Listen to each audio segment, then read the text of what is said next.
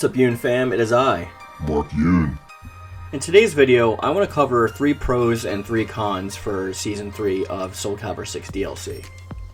Now, you may be asking me, Mark, why am I giving any cons at all? Of course, if we get extra content, then of course, you know, that's going to be better for us. We're going to have a diversity of movesets, and we're going to have a wider array of characters to choose from, more character creation options, and there's no downside. There actually is a couple downsides, and it's not really probably what you would have thought of, but hopefully by the end of this video you'll have some more insight as to make a more informed decision about whether you're talking online to somebody about like Season 3.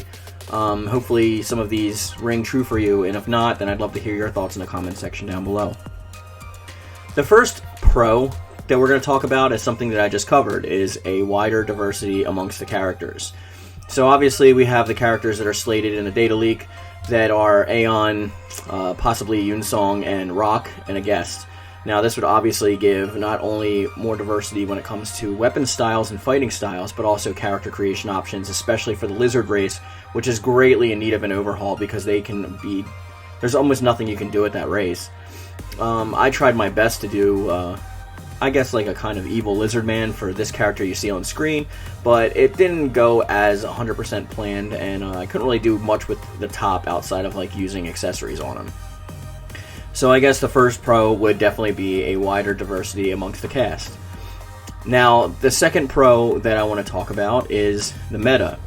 So right now there is certain characters that are OP, I guess you would say, but not exactly OP. I think the game is like somewhat balanced. There are some characters who have who do too much damage per second, especially the big reach guys. Like Nightmare is like ridiculous. Like when he does his overt blast, and then his sword range is insane. Some characters like that, and then the characters that you have that are anti him would be like Cervantes and things of that nature. People that can get up close really fast, but I don't really see, if you're a good player, you're going to be able to get around anybody. But I mean, the general meta for the game is, this is what we know the dynamics are between these characters. We have our rush downs, we have our short range, we have our long range, we have our heavy attacks, you know the deal. The only thing that really affects that somewhat is the character creation. But when we're talking about like ranked online and things of that nature, when character creator is not so much of an option, obviously there's a general overall meta. Now, if we introduce these new characters, that's going to change the overall feel and meta of the game and somewhat make a new, refreshing experience for newcomers and veterans alike. Now, I'm not exactly sure whether this meta change is going to be good or bad. It depends on the nerfs and the patches from the last season, and it depends on the characters, how they're presented in the next DLC. I guess the number 3 pro that I want to talk about is it will keep a new spotlight on the game. So outside of esports and events of that nature and streams, there's not much marketing that goes in for Soul Calibur for budgetary reasons, so it's not out there as much as any other games. It's more niche when it comes to Bandai Namco's fighting games, but it is still a pretty popular series, I'd like to say. But having new seasons and new DLC puts it on the forefront. And by that I mean you have people talking about on Twitter and YouTube and making videos. Like I would obviously make videos, and then you can have people like Motohiro Okubo and even Harada and people like that, Masuyama, on Twitter tweeting these things and retweeting, and people would know more about the game. Maybe they see a guest character that they like and they want to jump on. It's their first time playing Soul Calibur, because every video that I do, I get people that saying, hey, I just picked up Soul Calibur and I like this, I don't like this. So the third pro would be that it would get new eyes on the game, which would, you know, obviously push the developers to spend a little bit more time in the actual series itself outside of just patch notes. But that's 3. I only wanted to do 3 pros because I want to hear yours in the comment section down below and on the Discord. But now for my negatives. Negative number 1, which is the biggest negative for me, is time constraints. So they have a very scheduled time allotment when it comes to Bandai Namco. They release a ton of games throughout the year, and they don't like to step on each other's toes, so you'll notice that they don't really release too many Bandai Namco games, especially in the same genre, around the same time as each other. They like to give each other air to breathe so that they don't step on the sales of another game or another project, and they can actually have steady workflow and profit throughout the year, the fiscal year that is. So you won't see like Guilty Gear come out at the same time as like Fighters 2 or something like that. They are very spaced out, and they are very constructed in such a way that like they know what time of year certain games will do better than others based on past results in sales and marketing. So they have a very tight schedule. So the whole we're just going to be patient for Season 3 thing isn't really too much of an actual thing. It's more like either they make it now and get it done in time, or Bandai Namco is not going to release it. They'll move on to other projects. So I'm not sure what part they're on right now. It's still a little early to tell. These are just things that I'm going over in general, just to give my thoughts and opinions on them in case you wanted to know. But yeah, my first con would be the time allotment that it would take. And the reason why this is a con is because even though they're not my super favorite characters, like there's a lot of people whose main is Rock or Aeon, especially a lot of people like Aeon from Soul Calibur 5, and also Hong Yoon Song, or possibly Algol if that's what it was. I still don't think it is, but I mean, you gotta mention it anyway just to check your boxes. But those are a lot of people's favorite characters, so I'm sure they want to play them in Soul Calibur 6. But what if they're trying to make that time allotment and the characters are rushed, they're not balanced, they aren't properly done, like maybe a lot of their moves are rehashes, and they're not like almost new characters such as like Setsuka and characters like that.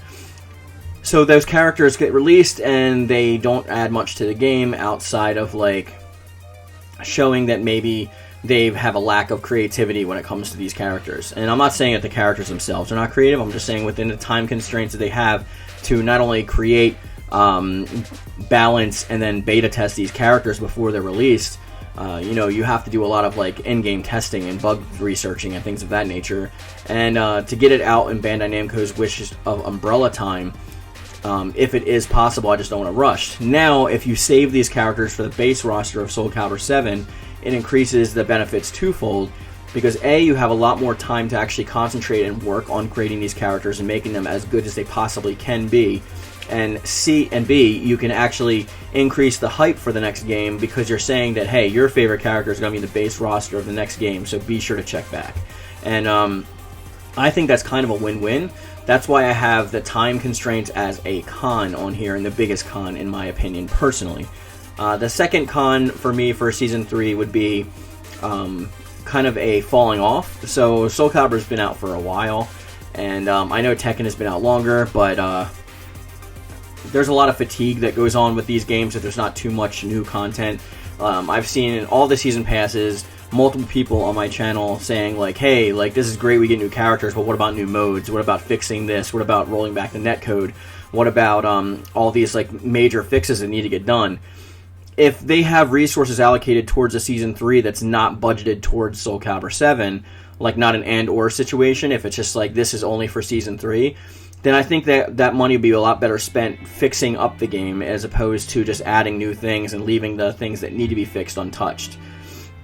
Like I said, so if I would, as much as I would love to play as Aeon, right, and have like better character creation stuff for that Lizardman race, if they can use that to actually fix the netcode, or if they can use that to like give us a new new modes in Libra, maybe like balance it a little bit more, make it a little bit less tedious, and add some new missions, add a bunch of new stuff to Libra, just things of that nature, like the quality of life overall fixes and bug fixes, like the clipping issues with the character creator, being able to use all customization options with all like races and genders in the game. I think a lot of that stuff would be a lot more better spent on trying to overhaul the game as opposed to adding new content. That's just my opinion. Number 3 is of cons is probably decreasing the hype for Soul Calibur 7. Now this is a weird one, and it's a little bit finicky, so I can understand if you have like a little bit of a disagreement with this one.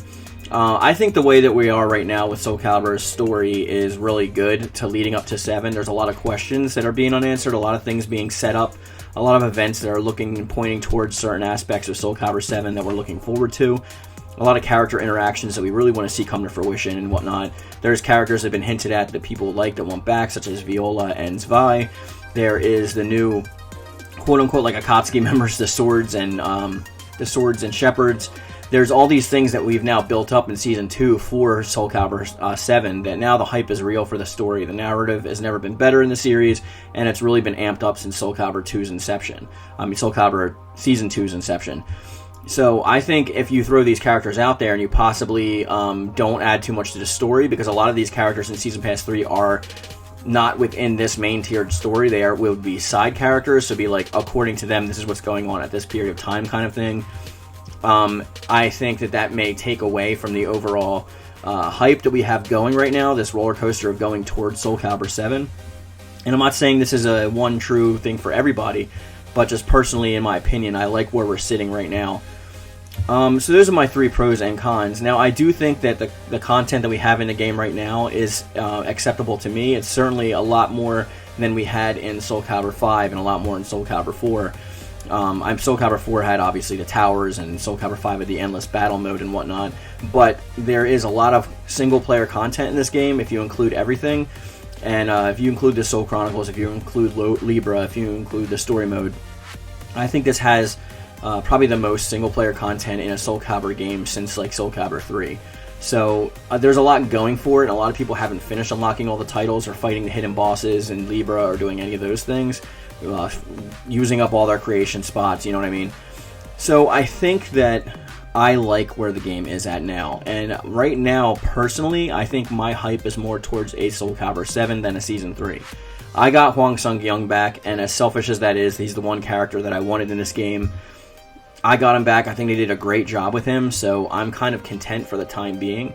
And I just want to look towards a bright future of getting Soul Calibur 7 in a couple years and just building on that hype for that. And, you know, even as a Soul Calibur-centric channel, of course, if we get new content, that's more content for me to make, more videos that I can put out there. But there's so much to talk about when it comes to Soul Calibur, especially like the lore and differences between the games and whatnot. There's so many plans that I already have and videos that I want to make that, like, I don't really exactly need the content boost from, like, new DLC. I think that, like, as much as I would like new DLC, I'd rather them work on quality of life fixes for the game, because people have a lot of problems with certain things in Soul Calibur 6, such as the netcode. So, with that being said, guys, let me know in the comment section down below what you think about these pros and cons, and what are your own lists of pros and cons. I'd love to hear from you. I'd also love to hear from you on my Discord. You can come join the Discord server. We have the Yoon-Fam connected over there, as well as KittyMeowser Gaming's and Ragaroff and stuff. So if you want to come over there and start a conversation with us, we'd love to have you over there. You can find a link to that and everything else in my description box down below. But we're going to end the video where this is at today, and I will see you guys for Vocal Library, I think Volume 4 on Thursday, I believe. And as always, I love it. Thank you. And thank you.